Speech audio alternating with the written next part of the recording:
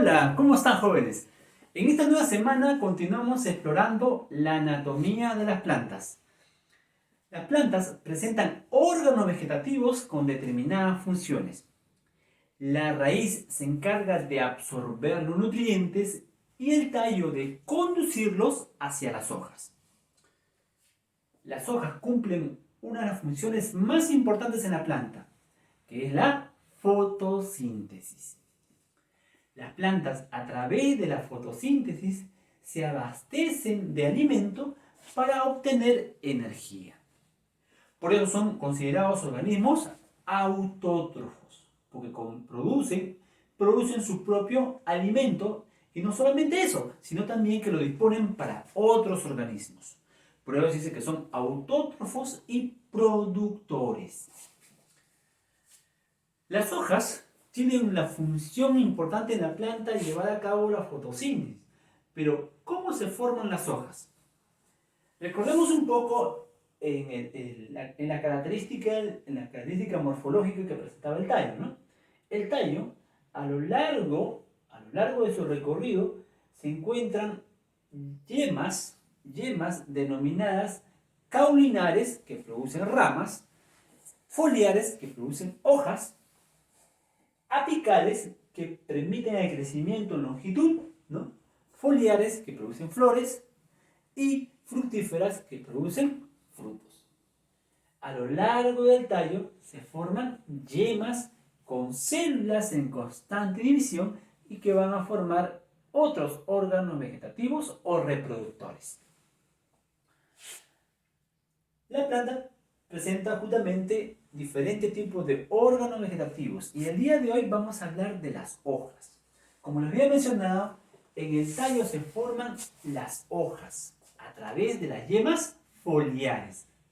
Pero ¿en qué lugar se forman las hojas?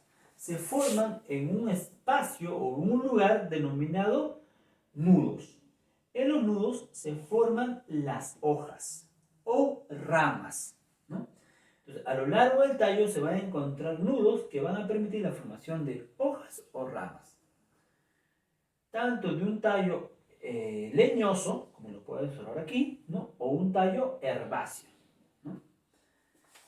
Por aquí tenemos, por ejemplo, la característica morfológica de una hoja, ¿no?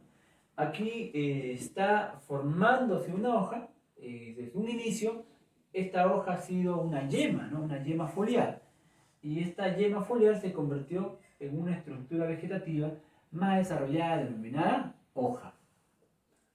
Pero al lado de una hoja también pueden encontrarse otras yemas foliares, ¿no? Que van a permitir la formación de más hojas. Entonces, en este lugar, las hojas lo encontramos ¿en dónde? Lo encontramos en los nudos, ¿no? En los nudos. Esta ramita va a formar una yema que va a determinar la formación de una hoja. Y las hojas presentan los siguientes componentes. Hay una ramita que sostiene una hoja. Esa ramita se denomina peciolo. Este tallito corto que observan aquí, que sostiene a la hoja, se denomina peciolo. La parte laminar o aplanada se denomina limbo. Aquí le he puesto como lámina, ¿no? Lámina o limbo. Entonces, una hoja presenta una ramita que lo sostiene, que se llama peciolo, y una parte laminar que se denomina lámina o limbo. La lámina o limbo va a ser determinante en la función que va a cumplir la hoja. Esta lámina presenta células que se disponen de tal manera que va a permitir la absorción de la energía solar y la formación de sustancias alimenticias. Pero ya pasando a esta otra parte, porque al final voy a hablar justamente de la función que cumple la hoja, ¿no? Que es la fotosíntesis, vamos a seguir explorando la anatomía o la morfología de las hojas, ¿no? Había mencionado entonces que tenía dos componentes, ¿no? El tallito que sostiene la hoja se llama peciolo, y la parte laminar donde se desarrolla la fotosíntesis se denomina limbo o lámina. La hoja presenta dos zonas de acuerdo a la disposición de la energía solar o a la exposición a la energía solar, presenta dos zonas, ¿no? La zona que se encuentra expuesta directamente a la energía solar se denomina haz. La zona que se encuentra inversa a la exposición de la energía solar se denomina en vez. Entonces, una hoja presenta dos caras, ¿no? Un haz y un en vez. El haz está expuesto al sol y el en vez está de forma opuesta a la exposición del sol. En esta lámina vamos a encontrar varias variantes, ¿no? Hay variantes o modificaciones, ¿no? Estas estructuras que encontramos en una lámina son las siguientes, ¿no? Esta lámina presenta las siguientes partes, ¿no? O estructuras. La parte que se encuentra en el inicio de esta lámina, ¿no? La parte anterior, ¿no? Que le podemos poner aquí como anterior, ¿no? La parte anterior se denomina base, ¿no? Entonces, la parte que se inicia en la formación del limbo se llama base, ¿no? Después estamos observando la curvatura, ¿no? O la parte del perímetro de la lámina y se denomina borde, ¿no? Entonces, ese perímetro que bordea, ¿no?, a la lámina tiene este nombre, ¿no? El borde. Y posteriormente tenemos aquí, por ejemplo, las estructuras internas, las ramificaciones que se encuentran en el interior de la hoja, ¿no?, de la hoja o del limbo, y se denomina nervadura, ¿no? Las nervaduras son conductos que van a distribuir los nutrientes, ¿no?, a la hoja, ¿no? Recordemos que la hoja requiere sustancias no elaboradas, ¿no?, que se denomina savia bruta, ¿no? Estas sustancias van a ser transportadas de la raíz en dirección a las hojas, ¿no? Raíz, tallo y llegan hacia las hojas. Y cuando llegan hacia las hojas se ramifican o se distribuyen por medio de las nervaduras. Justamente aquí están las nervaduras que estamos observando justamente en la imagen. Y finalmente tenemos aquí la última parte, la parte posterior de una hoja, debe presentar una serie de modificaciones, ¿no? Generalmente es aguda y esta parte se denomina ápice, ¿no? Entonces el ápice puede ser agudo, puede ser redondo, puede tener diversas modificaciones, ¿no? Entonces esta parte posterior se denomina ápice. Entonces la lámina presenta los siguientes componentes, ¿no? La base, que es la parte anterior, el perímetro, que se denomina borde, los conductos que se distribuyen entre el limbo, que se denomina nervadura, y la parte posterior, que se denomina ápice. De acuerdo a las caras, puede ser el haz expuesto al sol y el en vez de forma opuesta a la exposición al sol, ¿no? Entonces, esos son los parámetros morfológicos que encontramos en una hoja, ¿no? Entonces, no se olviden, ¿no? La hoja está conformada de un peciolo y una lámina. Y las láminas presentan modificaciones, ¿no?, o estructuras internas. Esto de aquí, la función, la vamos a quedar para el final, ¿no? Vamos a pasar en la parte morfológica también en cuanto a su clasificación, ¿no? Las hojas se clasifican de acuerdo a su forma, ¿no?, de acuerdo a su nervadura, de acuerdo a su borde y también de acuerdo a su ápice, ¿no? Entonces, estos componentes que encontramos en una lámina van a permitir la clasificación de las hojas. Este es un aspecto importante en la determinación de ciertas especies o de las especies de las plantas, ¿no? Recordemos que una especie es un determinado individuo que tiene características similares, ¿no? Tiene características similares, ¿no? Entonces, si nosotros queremos identificar, por ejemplo, a una planta como un plátano, como un higo, como un maíz, esta planta tiene ciertos aspectos morfológicos en su hoja que va a permitir identificarlo como determinada especie. Entonces, eso es importante, la taxonomía, la clasificación, es importante los aspectos morfológicos que presenta una hoja, ¿no? Entonces vamos a explorar un poco sobre la parte general, que es la forma, ¿no? Las hojas presentan diversas formas, ¿no? Y aquí tenemos 4 variantes, ¿no? Una hoja, de acuerdo a su forma, puede tener una forma acorazonada, ¿no? Como pueden mostrar ahí, ¿no? El nombre lo dice todo, ¿no? Tiene una forma acorazonada, ¿no?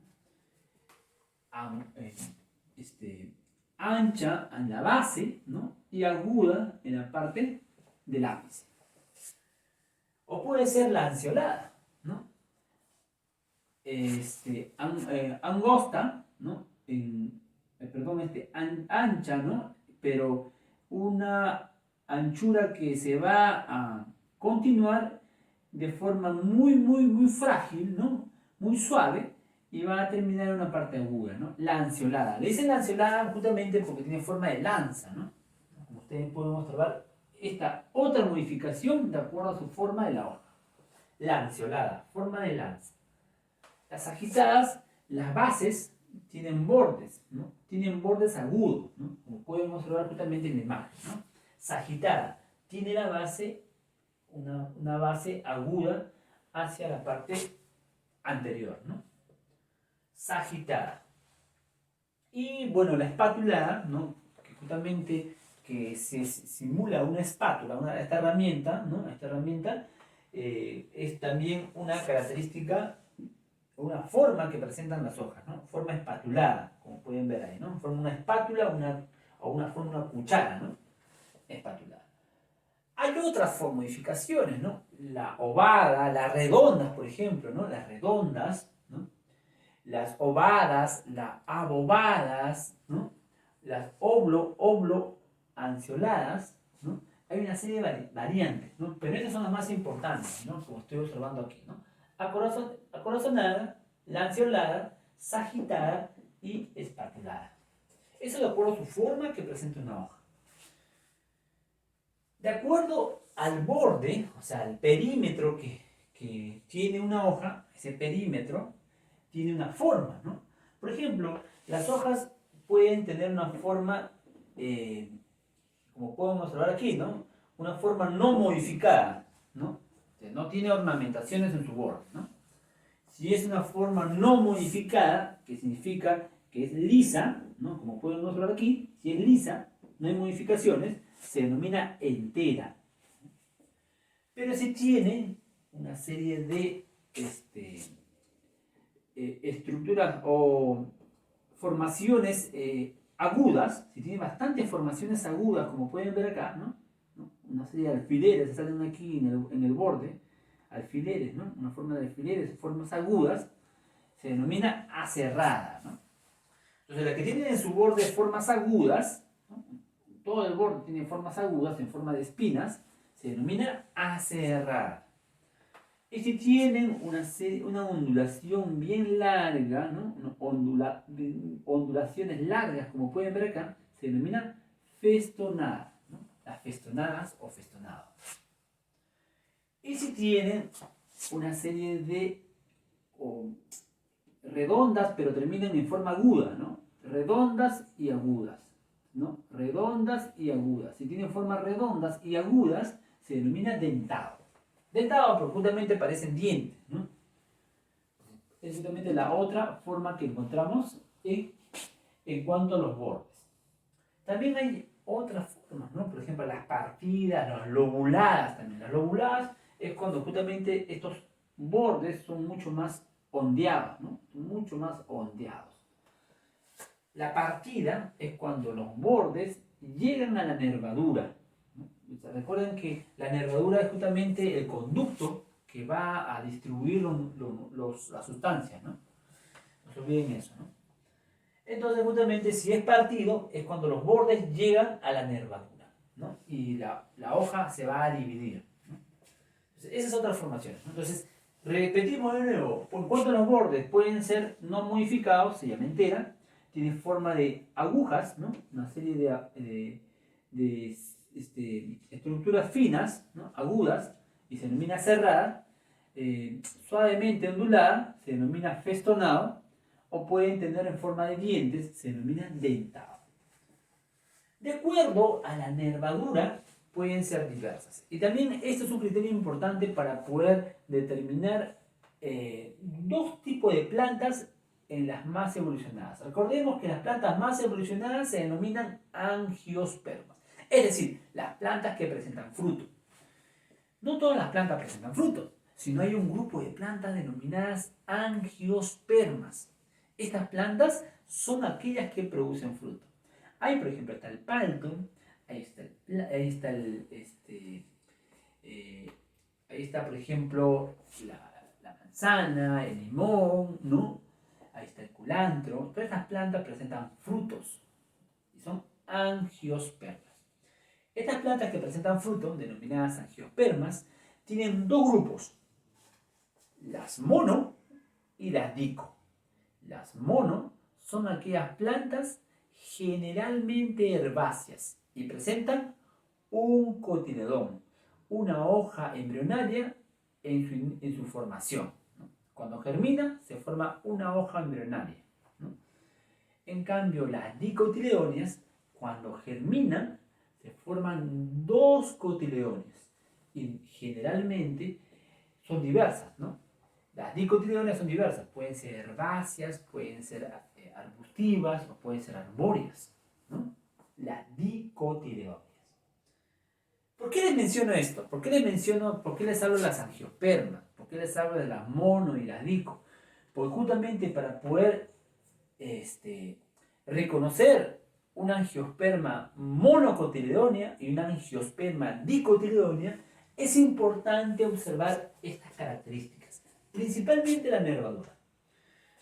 Por ejemplo, aquí tenemos a una monocotiledónea. Este vendría a ser un maíz. Y por aquí tenemos, por ejemplo, a una dicotiledónea.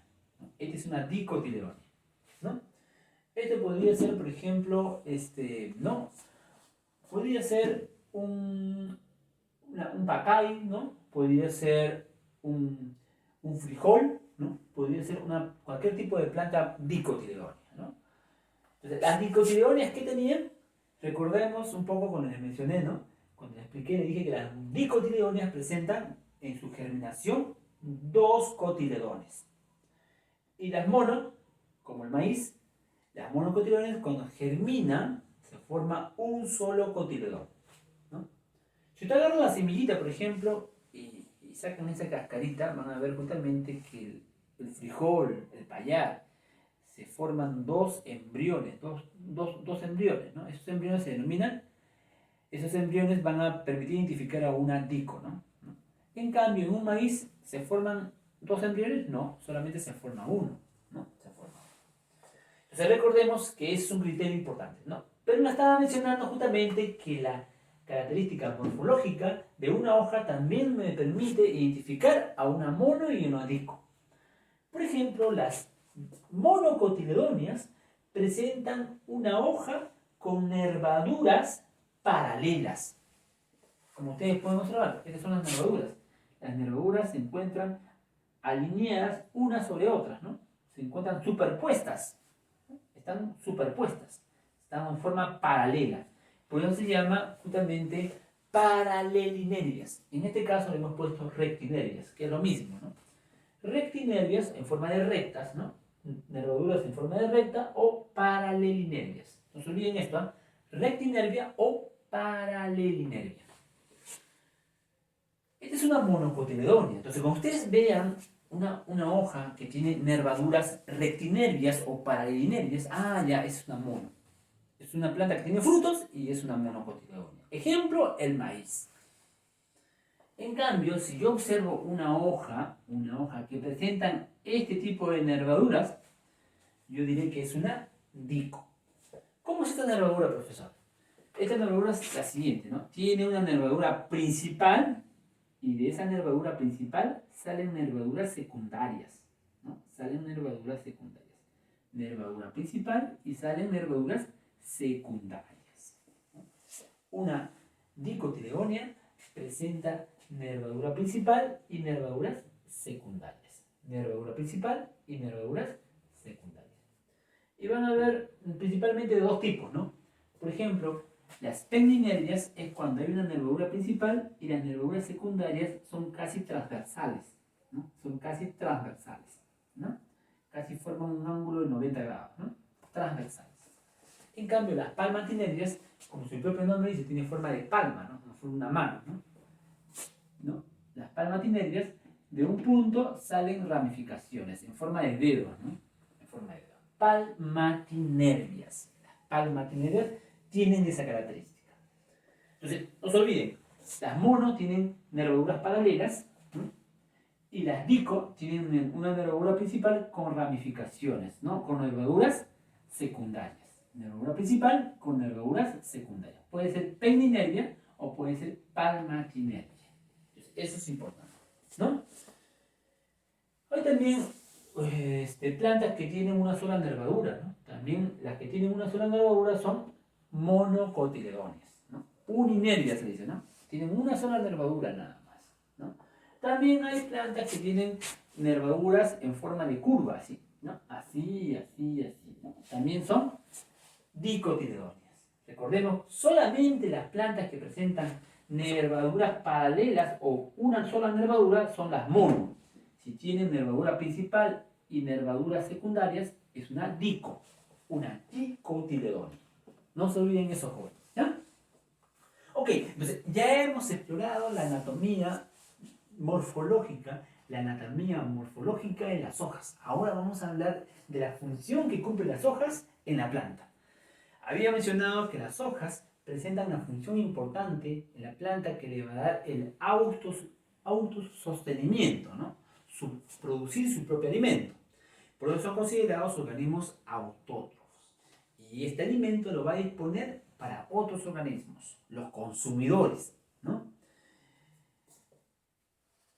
Pero, ¿en qué función cumple la planta, aparte de la fotosíntesis?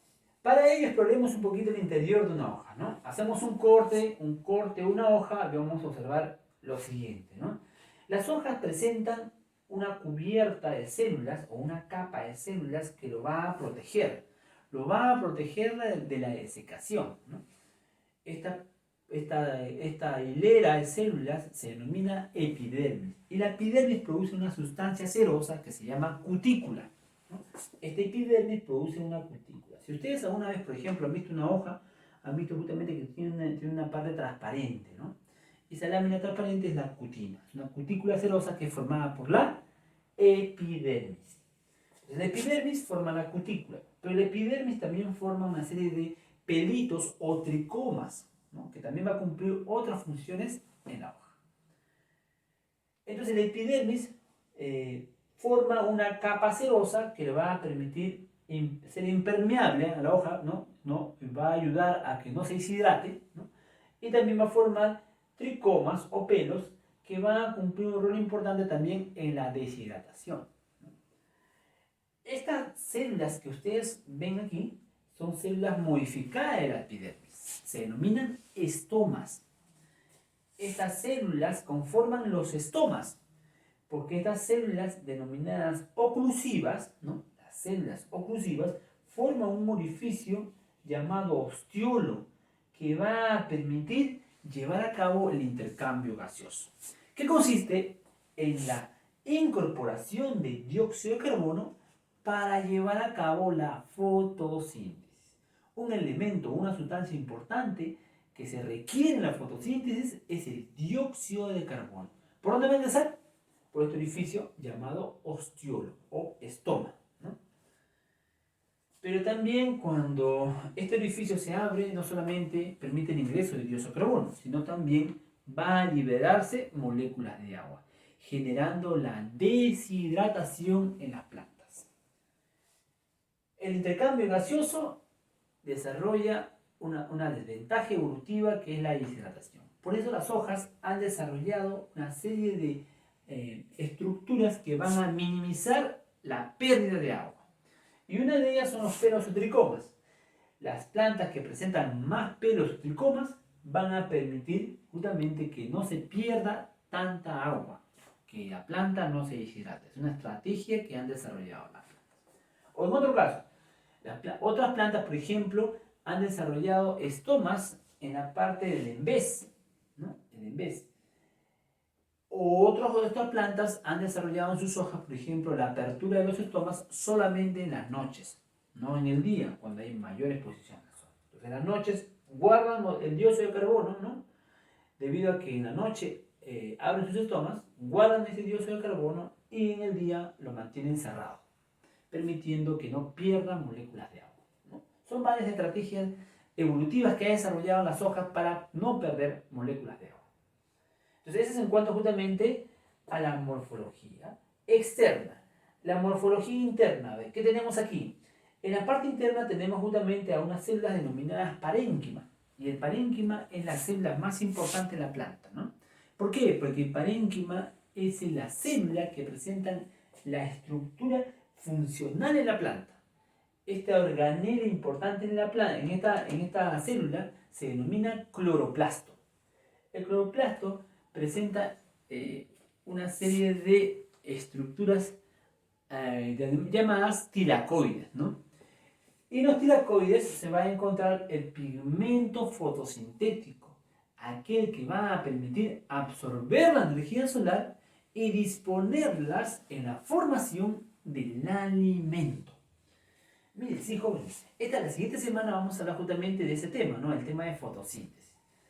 En conclusión, en una hoja, ¿qué tenemos? En una hoja tenemos, por ejemplo, una lámina de cubierta, ¿no? Y también tenemos orificios que van a permitir el intercambio gaseoso. En el interior tenemos células que llevan a cabo la fotosíntesis. ¿Cómo se llama? Se llama parénquima. Y tiene pigmentos fotosintéticos. ¿Ese pigmento fotosintético cómo se llama? Se llama clorofila.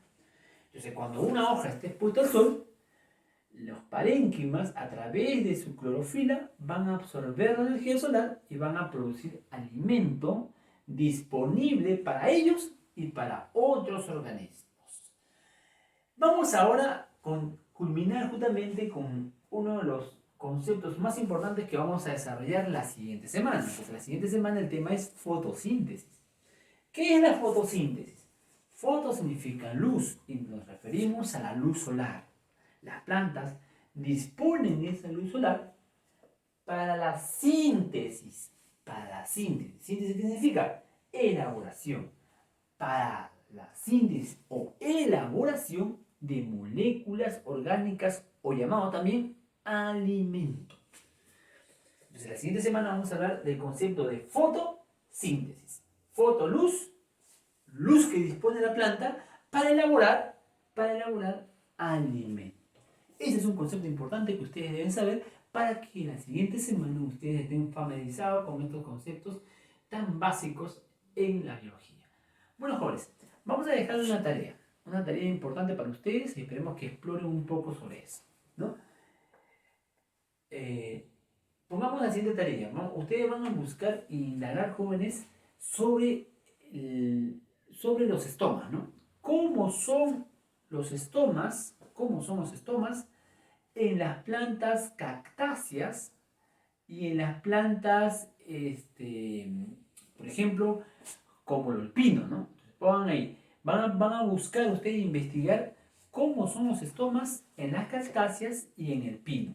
¿Por qué les menciono estas dos plantas? Porque estas dos plantas tienen sus estomas disponiendo en varias, tienen dos variantes de la forma como disponen sus estomas.